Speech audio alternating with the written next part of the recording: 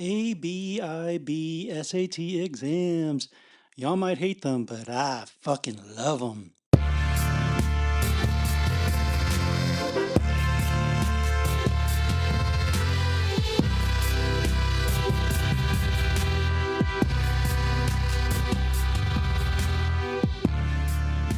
All right, you know what time it is. It's time for the pop out. And today we're talking standardized tests. And I got to tell you something. I've been teaching students on how to take standardized tests for 2 decades. And, I really love them. I love them with a passion, especially the SATs, especially the one that I think a lot of students hate, absolutely despise. And I want to say a little bit about why, and also get you to better understand why these standardized tests actually exist, why some places require them, and whether you should actually take these standardized tests, and when it makes sense to do so and when not to. Okay. So, let me first break it up into two sections here. So first, I want to talk about the SATs, and everything I say about the SATs also applies for ACT exams. And then in a separate section, I'll talk about AP exams and IB exams, the ones that are supposed to be college equivalents. Okay. Okay. So, what exactly is the purpose of these standardized tests? At least with the SATs. Okay. The reason that the SATs are taken seriously as a form of as a metric for college admission is that, high school GPAs can be misleading. I think I've mentioned this before, right? Like every high school is different. There could be grade inflation.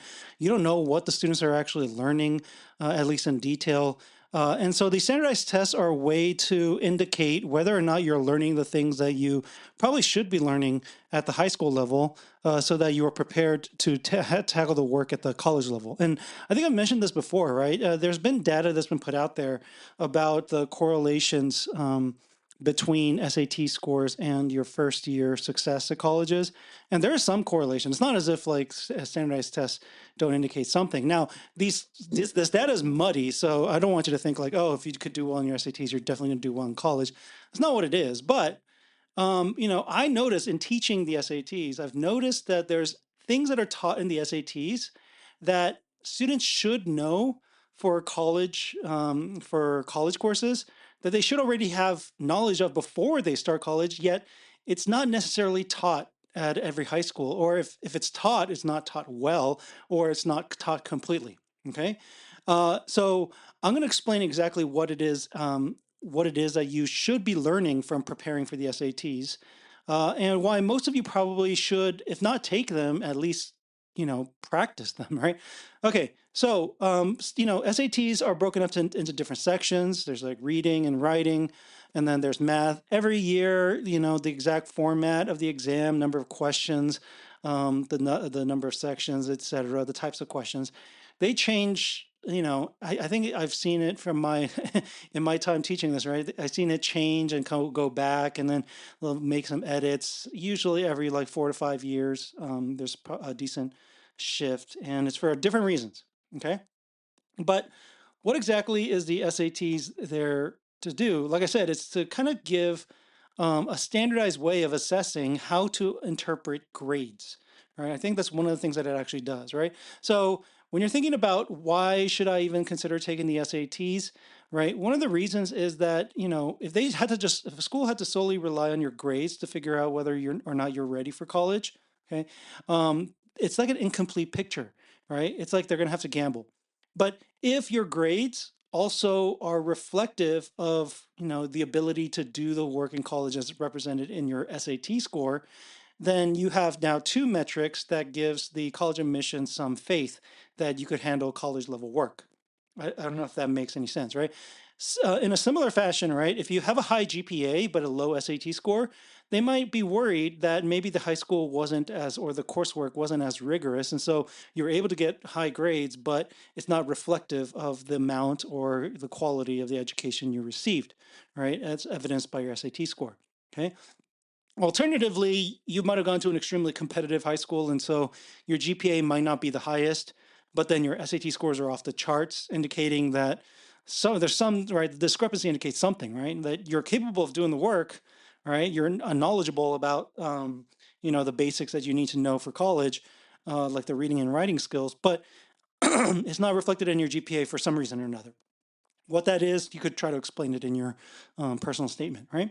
So the standardized test, again, is one of many metrics, right? So I want to just kind of make sure that we have the right picture of why standardized tests are used and why they're asking for it, right? It's not necessarily that that's the be all end all, right? It's just one more data point for them to use to complete the picture of who you are as an applicant, okay? Um, which means that the absence of a standardized test also indicates some concern, right? Why did you choose not to take a test? Now, there might be good reasons for it. There's a lot of schools now, especially after the pandemic, that continue to not require the SAT score, right? But, it's kind of like an unspoken thing, right? Where, yeah, it's not required, but if you don't submit your SAT scores, it might raise some questions. Why did you not submit an SAT score? Why did you not even take the SATs? Right? Is there something you're trying to hide? Right? The ideal application is going to have your SAT scores and it's going to reflect what your GPA already reflects. It's going to reinforce what your GPA already reflects. Okay. So ideally, I usually recommend students take the SATs, take it seriously, study for it, and take it and try to do well in it. Okay. Does that mean you have to submit the scores to colleges? No, you could choose to submit them or not. That's up to you. You could indicate which ones you want to submit, whether or not you want those scores submitted. Um, but you should at least take seriously the idea of taking the SATs, right? If you already know that you do fairly well on the SATs, it might be worth putting a little more energy, especially early on in your high school career, to see if you could do well on the PSAT because there's scholarship implications with that. So that's money on the table here.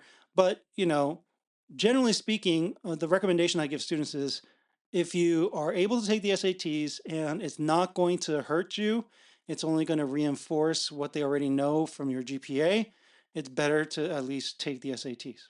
Okay. All right. That's that. I'll say a little bit more about when it might not make sense to take the SATs, but it's fairly rare, right? But even if you don't choose not to take the SATs, right, I think you should study for a lot of reasons, right?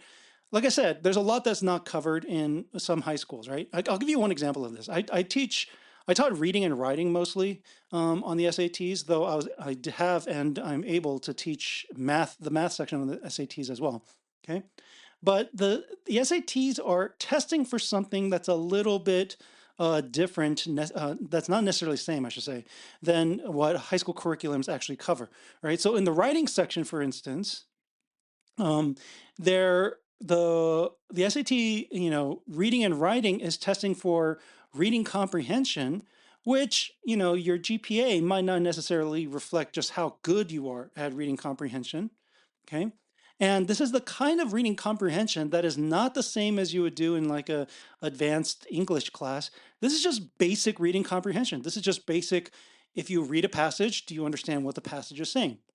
And specifically, the SATs like to include a lot of passages with different styles of writing that are going to be more reflective of what you should have been learning in high school, which is the range of types of writings that you should be able to read and understand, right? Whether it's in the social sciences or whether it's in English, whether it's a work of literature, whether it's a research paper, right? Ideally, right, this is why the SATs have changed. They're constantly working to try to make it a better metric for whether or not you're prepared by including the kind of things that you should already know how to do, right? You should know how to read, for instance, a graph and understand what the graph is trying to communicate. You should be able to read an academic paper because that's what you're going to do in college, right? So if you're doing poor on your SATs, right, and it's not like an issue of test taking skills, it's just simply you just are not able to comprehend what you're reading when you're doing these practice tests, that's probably an indication that whatever education you're getting in high school, you're going to have to supplement it in some ways in order for you to be better prepared to do well at the college level, right?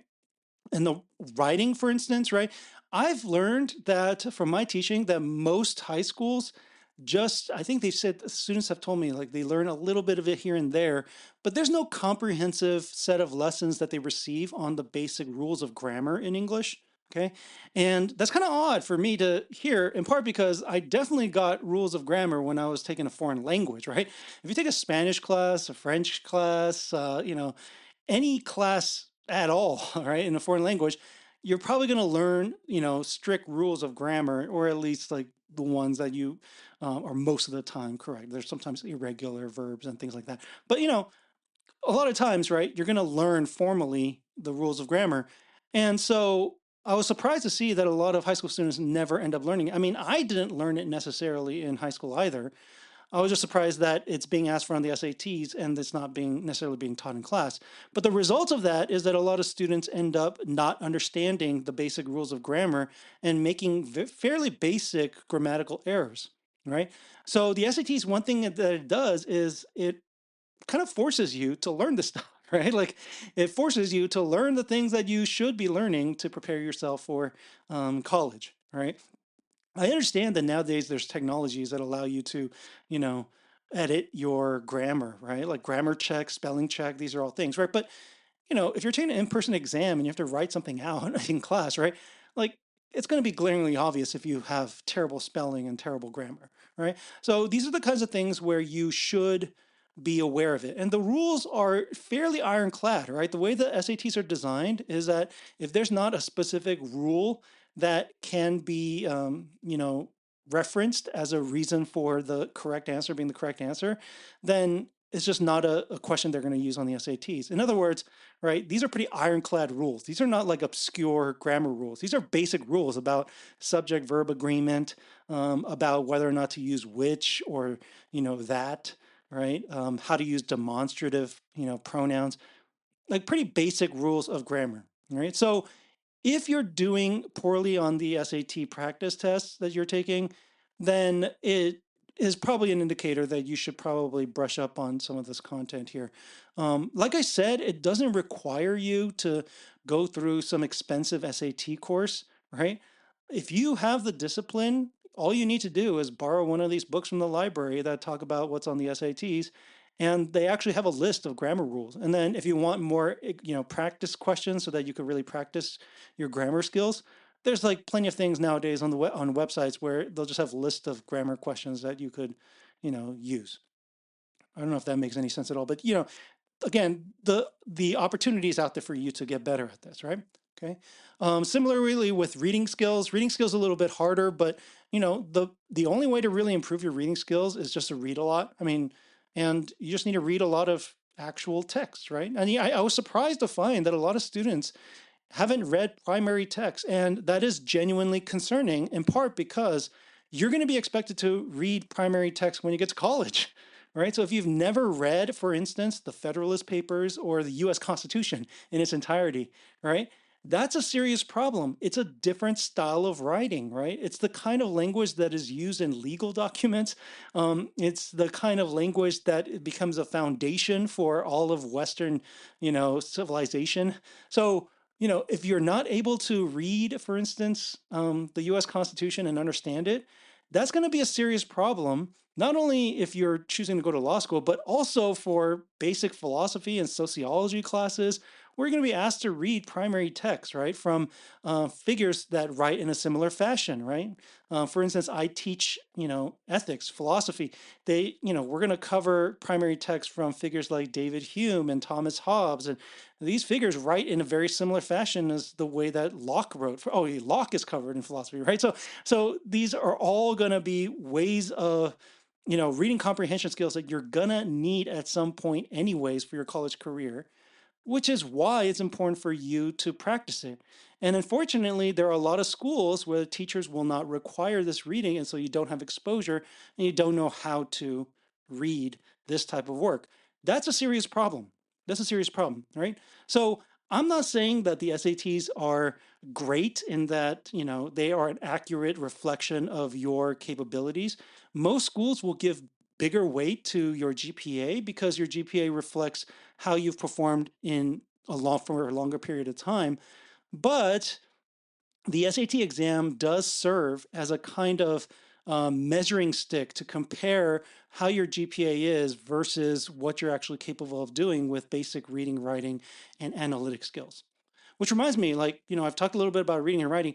For math, right? A lot of students, think that, look, oh, like it's just I'm doing like regular math questions like I would in class. That's actually not what the SATs are designed to evaluate. They're evaluating analytic skills. That's really what they're doing, right? If you think about it, most of the concepts, mathematical concepts that they test you on the SATs, are ones that are going to be covered in your ninth, 10th grade, 11th grade, maybe, right?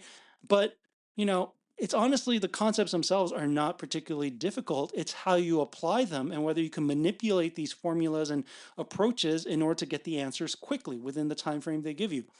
They're actually testing for your analytic skills, not necessarily math skills. And that analytic skill is going to be important for more than just math, right? They're not just checking to see if you do well in math.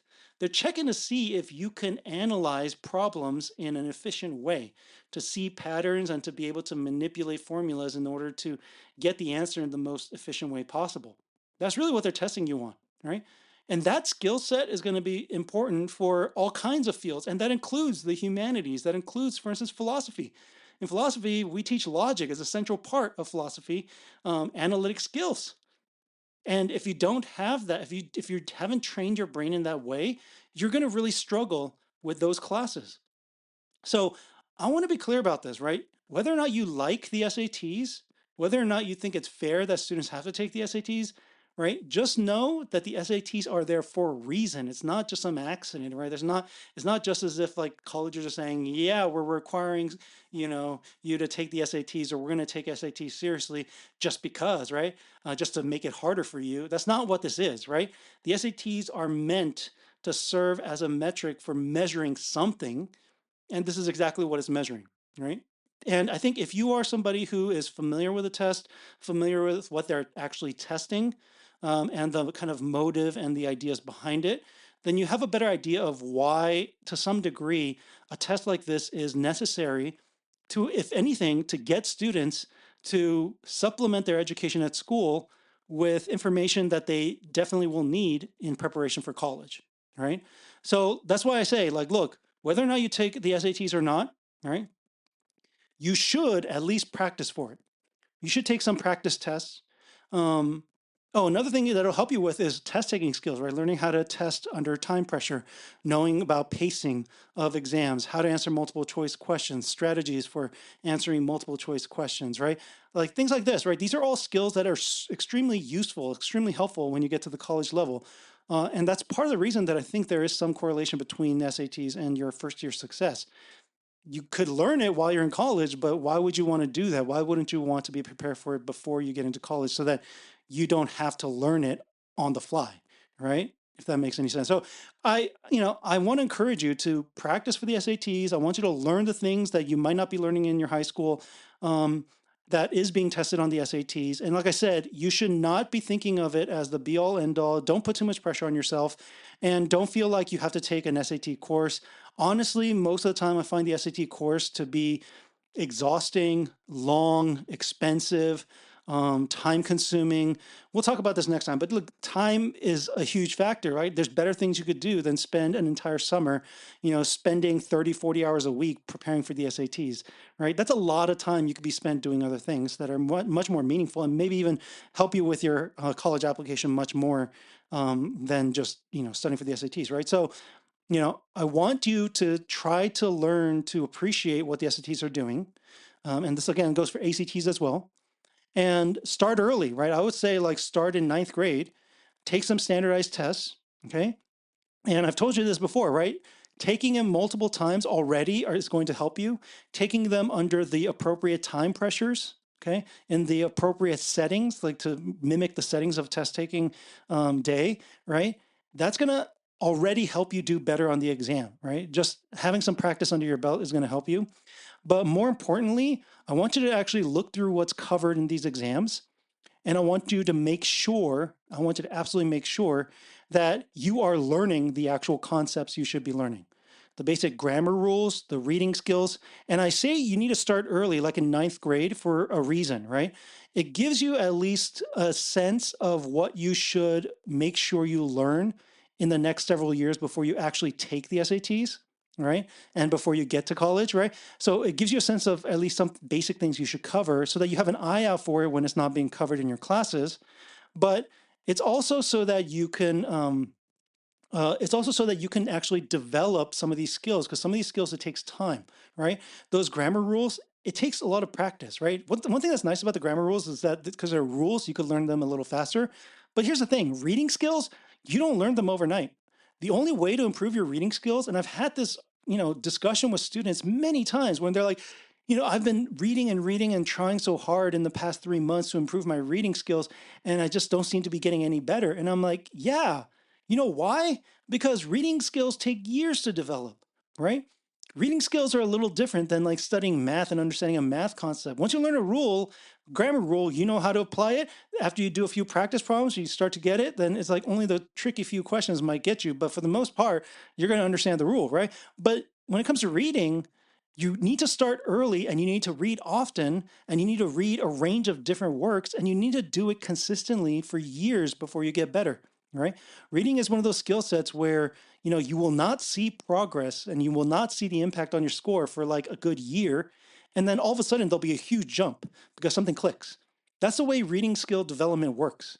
It doesn't happen overnight, which means that you can't expect to cram your way into developing reading skills. You need to start early. You need to start like as early as possible. In fact, I think the data shows, right, how much you read at a very early age makes a huge difference. So this is for you parents, right? Get your kids away from the TV and then get them into books. And nowadays, I mean, I found this with my own child, right? When we go to the library, there's a whole section for little kids with, they call it graphic novels, right? Essentially comics. But whatever it takes to get them to fall in love with reading. Once they learn to enjoy that, they'll move on to ones with less pictures.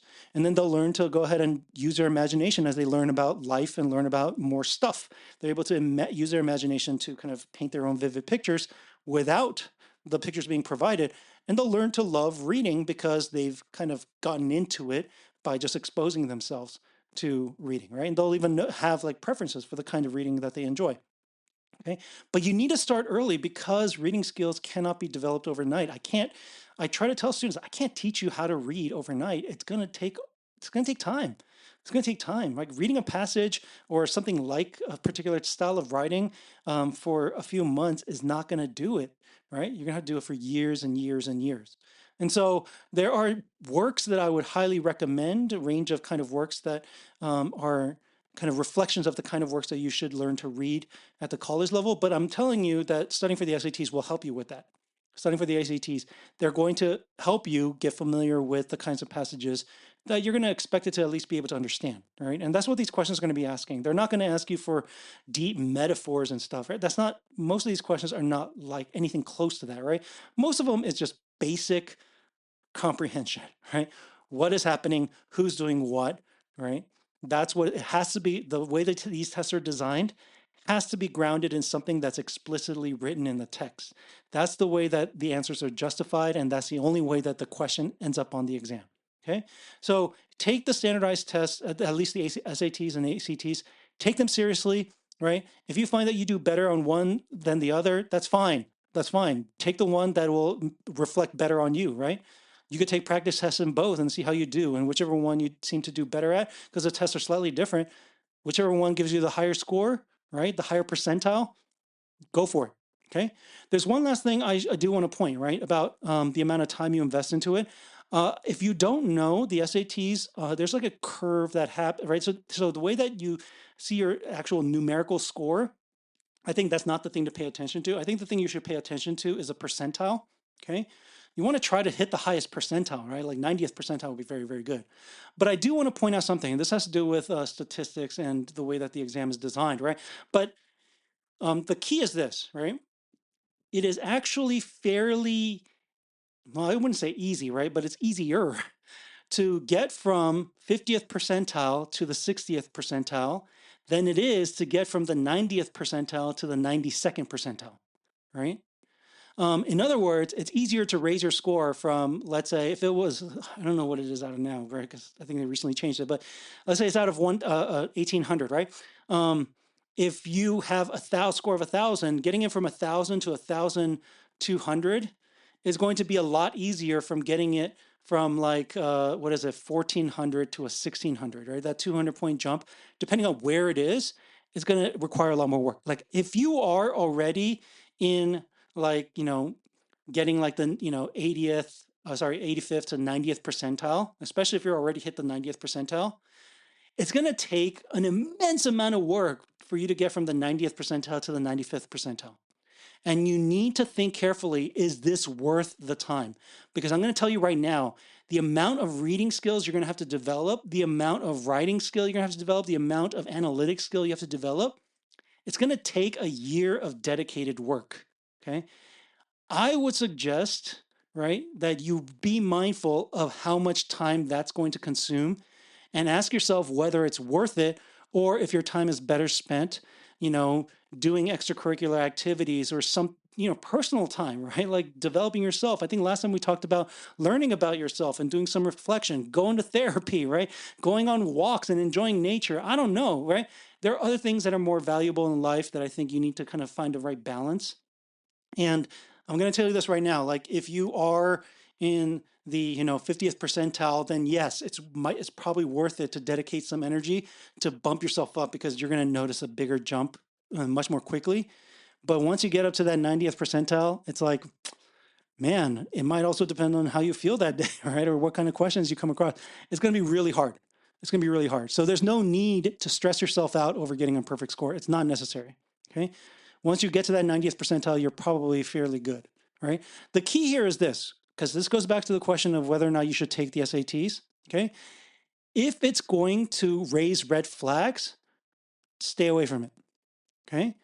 But if it's going to reinforce what the admission committee already knows, then you should definitely take it because it'll help them to alleviate any doubts or anxiety about whether or not you're prepared, right? In other words, if your SAT scores is pretty on par with where your GPA is, okay, it doesn't show like a warning sign like your SAT score is significantly lower than what you probably should be getting based off of your GPA, then you probably, if it's not lower and if it's actually like at the right level, then you should definitely take the SATs, even if it's not a perfect score, even if it's not, a near perfect score. Okay. If it's good enough, it's good enough, and you should probably take it. Okay. That would be my recommendation personally. All right. All right. This is a little different from AP exams. Okay. AP, I'm going to talk about AP exams, but I know some places have IB exams. Okay. Should I take AP exams? Should I take IB exams? Whew. Okay. If you are taking an AP designated class at school, you should definitely take the AP test. Okay. It looks shady for you to take the AP class, but not take the AP exam. Again, this has to do with the way that these metrics line up, right? If you got an A in your AP class, they want to know what the quality of that A is. And at least taking it and at least passing it will give them some assurance that you at least did enough and that this is not just some fake AP class where you didn't learn anything and then you completely bombed the exam. Okay.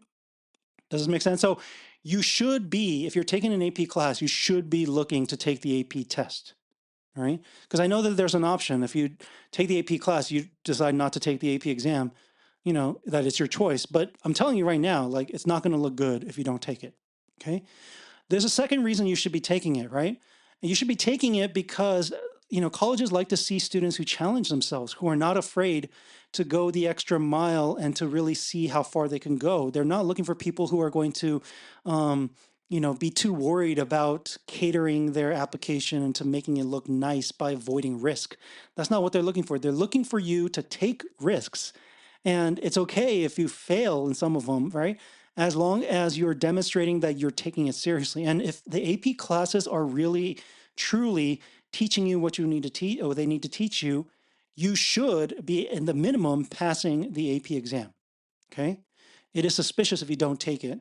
But more importantly, right, they want you to take it because they want to see that you are willing to really push yourself. Okay. For that same reason, even if an AP class is not offered at your school, if you really like a subject and you want to take the exam, I would look into trying to find a way to take that AP exam. Some schools will offer the AP exam to anybody. Well, they have to offer it to anybody who wants to take it, right? But sometimes it's not available for you to take it at your school, so you might have to look to taking it someplace else. But there are a lot of subjects you can study for on your own. I told you this before, right? That for the SATs, you could just look up one of these prep books and then learn everything you need to know. Okay. It's not quite the same with the AP exams, but you can learn most of the things you need to know to at least pass on the AP exams from those prep books, plus some additional resources, right? For instance, like I know that Khan Academy online, they have a lot of resources to help you prepare for your AP exams. Okay. You can actually do that on your own. Like, for instance, in the summer, you can go ahead and prepare for it, right? And then refresh your memory as the school year goes along. And then when May rolls around, take the test. Just take it. And here again, there's an indication that you're challenging yourself because the class might not be offered at school, or maybe it's offered, but you just can't take it because your schedule's full with other things that you want to do. But you are showing that you're willing to be proactive and study this material on your own and take it seriously enough that you actually pass the exam. Okay. Now, I say this with a caveat, which is you should not do it if it's going to hurt you, right? What I mean by that is, I think I made this mistake, right? I made the mistake of taking one too many, or I say two too many AP exams that I did not take the class for when I was in high school, right? And I did terribly on them, right? But the reason I did terribly is that I couldn't dedicate the time I wanted to them. And on top of that, I was pretty exhausted during that AP exam time, right? In May. I remember having to take, you know, tests back to back, right? These are 3+ hour long tests, one after another in a day. And then the next day coming back and taking two more, right? That actually wears on you and it actually hinders you from performing your best on test day.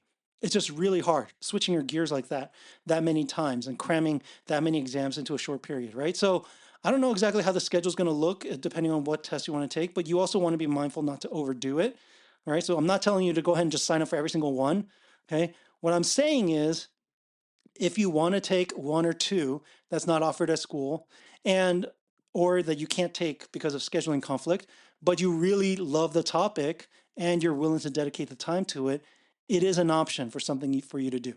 Okay, it is an option for something for you to do. Okay, but as always, all of these exams need to be balanced out with other things that are going to show up in your application. Okay, the academic portion is big in the sense that they need to know that you're ready for college. They need to know that you can hold your own with other students in that particular college, with the standard that that particular college has. Okay, that's what they need to know. This is why when you're applying, it's important to look at median SAT scores and like the median, what is it, GPAs, right?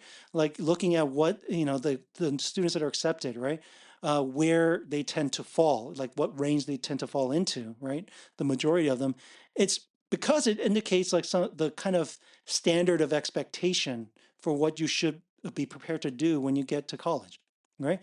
But once you've met that requirement, right, you need to be mindful of how you balance that time with other things that are going to really highlight the kind of person that you are. That could be a dedication to sports or particular extracurricular activity, or to volunteer work, or to personal hobbies, or to I don't know what, right? There's not anything particular. It's just that you want to show that you're more than just a robot that studies all day. If you ever want to know why some of the students who are like valedictorians have the best GPA, have a perfect SAT score, taken all these AP exams, maybe even taken some class at community college and have some like college classes under their belt in that way, right? Why they don't get accepted to some of the more competitive universities? It's because they don't have anything else on their resume. Or if they do, it's pretty bare bone. Why? Because time is limited. We're mortal, right? There's only 24 hours in a day. Like there's only so much you can do before you start ending up making yourself miserable and crashing out, right? Like you need to have a kind of proper balance. And what I'm trying to indicate is when you're thinking about these standardized tests, you need to know when enough is enough, right? When enough is enough. If you are sufficient in your scores and your preparation and how high, like how ready you are for college, right? If you're showing that in all your metrics, okay, at some point you need to tell yourself that's enough. It's not worth it, right? If you got a near perfect score on the SAT, I don't think it's worth it to take it again to try to get the perfect score. That's more a vanity mission than anything else. It doesn't actually help you with your application, right? Just as if you're competing for valedictorian, right? Whether you're first or second in class is probably not going to make a big difference, okay? With the AP exams, right? Just because of that one extra AP test that you took, that one test is probably not going to make a difference if you've done well in all the other ones that you've taken, all right? So you need to find the right balance. And what I mean by that is when it comes to academics, know when enough is enough. And once you've achieved enough, it's time to make sure that you have everything else in order, okay? Which is what I'll talk about next time.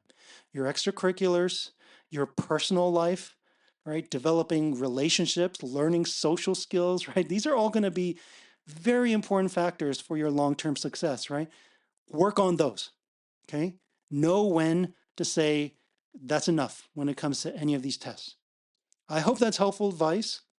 And if you have questions about your specific situation and your dilemmas, please, YouTube is the place to go. Leave your comment there. And once you leave your comment there, I will do my best to try to respond to it.